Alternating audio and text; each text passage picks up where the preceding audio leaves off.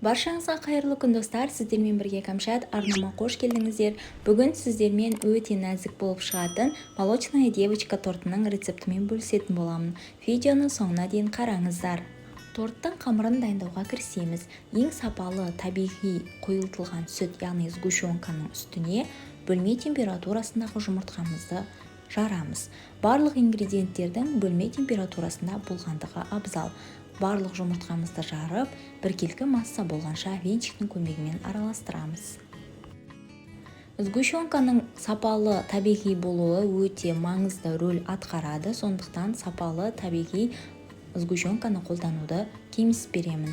Мен Три желания немесе деп фирмасының қойылтылған сүтін қолданамын. Менде осылай дайын болды. Енді ұнымыздың үстіне қопсытқышымызды салып араластырып аламыз және ұнды 3 бөліп қосатын боламыз. Бірінші бөлігін қосып, венчикпен жақсылап түйіршік қалмайтындай етіп араластырамыз. Ұнның екінші және үшінші бөлігін дәл осылай бөліп араластырып алып, біркелкі масса жасаймыз.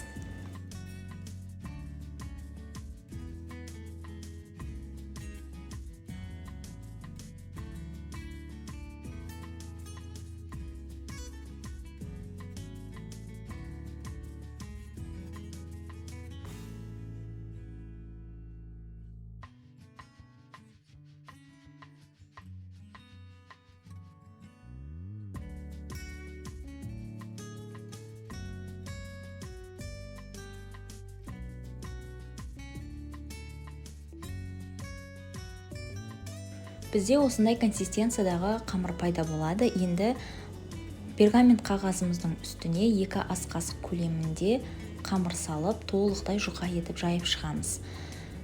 Менде бұл форма 22 диаметрдегі форма, және де бұл жерде ескеретін нәрсе, пергамент қағазыңыз өте сапалы болуы қажет. Егер сапасызын қолданатын болсаңыз, қамырыңыз жабысып қалады. Мен Поклан фирмасының қағазын қолданамын, яғни пергамент қағазын қолданамын. Сіздерге де соны кеңес беремін.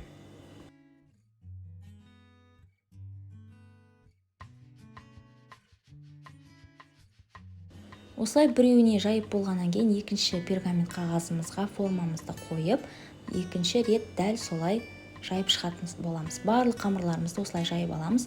Тез жұмыс жасау қажет, себебі қамыр тұра бере қоюланады және оны жаю қиындай түседі. Сондықтан да бірден осылай пергамент қағаздарыңызды дайындап алып, тез қамырларыңызды жайып шығасыздар.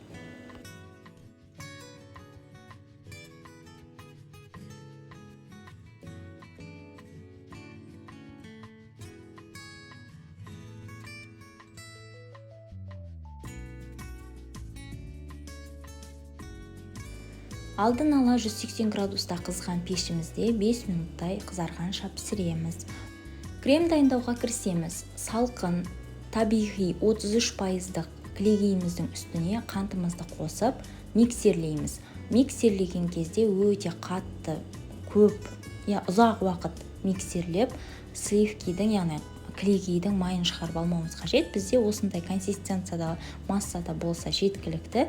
Енді осылай подложкамызға кішкене кремімізді жағып, торт қозғалып кетпес үшін кішкене крем жағамыз да осылай корждарымызды алып орнатамыз. Үстіне кальциомызды кигіземіз. Бұл кальцо торттың бір тегіс болып шығуына көмектеседі. Ішіне ацетатный пленка саламыз.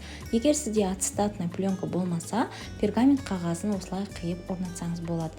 Бұл кальцоға торттың жабысып қалмас үшін қажет. Және 2-3 ас қасық көлемінде кремімізді салып, толықтай жазып жайып шығамыз.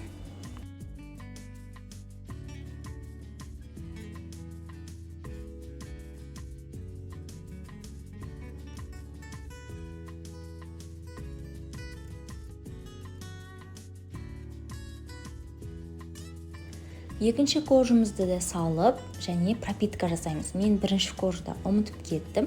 Осындай табиғи сгущенкаға үстіне су құйып, яғни пропитка жасайтын боламыз.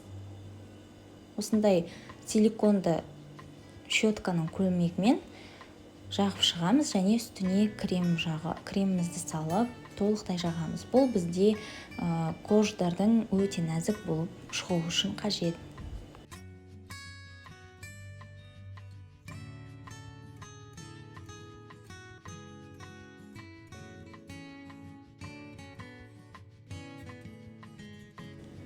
Барлық корждарымызды осылай салып, тортты жинап шығамыз.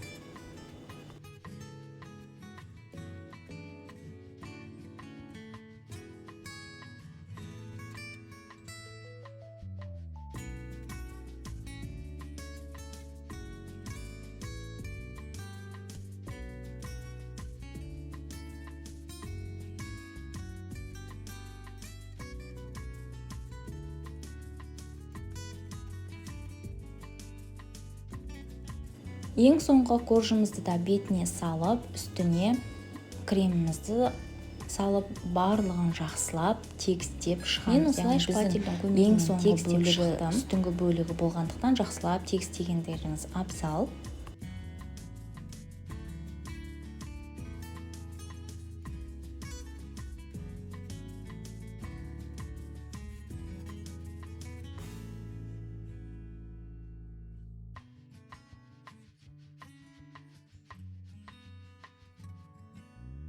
Бетін пищевая пленкамен жауып, тоңазытқышқа 8 сағатқа жібереміз. Міне біздің тортымыз дайын болды.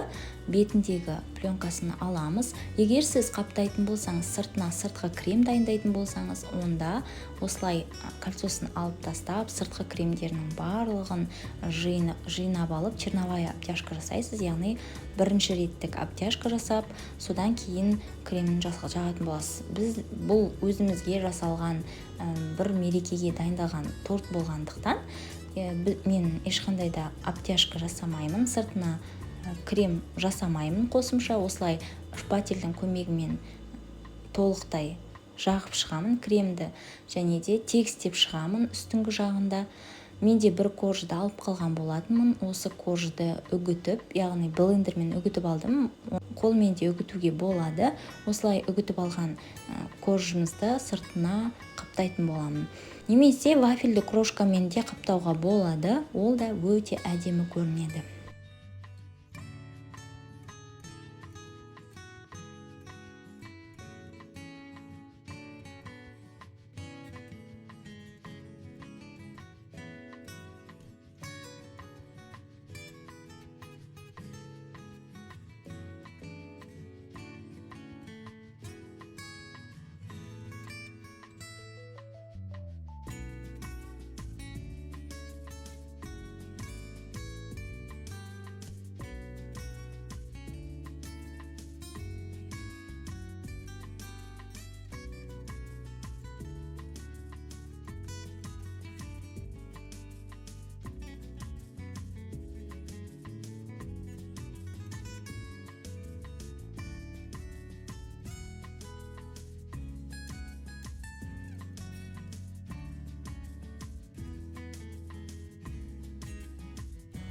Осылай барлық жағынан қаптап шыққаннан кейін менде осылай кішкене крем қалған болатын. Сол креммен осылай гүл жасайтын боламыз бетіне.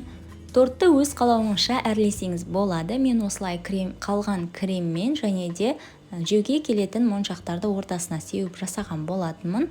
Бұл біздің өзімізге дайындалған тортымыз, сондықтан өте қатты әрлеп жасаған жоқпын. Бірақ торт өте биік, жұмсақ, тәтті болып шығады. Міндетті түрде жасаңыздар. Келесі тәтті, дәмді рецептерде кездескенше қош сау болыңыздар.